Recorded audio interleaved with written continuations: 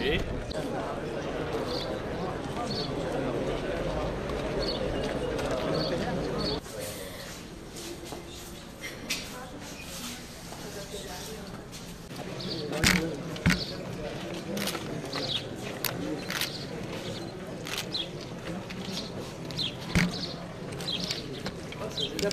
بيخلوه بناكل بس وجوه خوناكل. هي عسكرة ما خبرده عرضه ورحتين دانا رحتة فاني في شر بردانا قادوا بردان سلمى وياسر الجنة. Dün akşam saatlerinde bir Rojava ailemiz sınırın birkaç yüz metre projektörle tespit ederek 32 yaşında bir anne, iki çocuğu ve babasının gözü önünde hedef gözeterek hunharca askerler tarafından katletmiştir.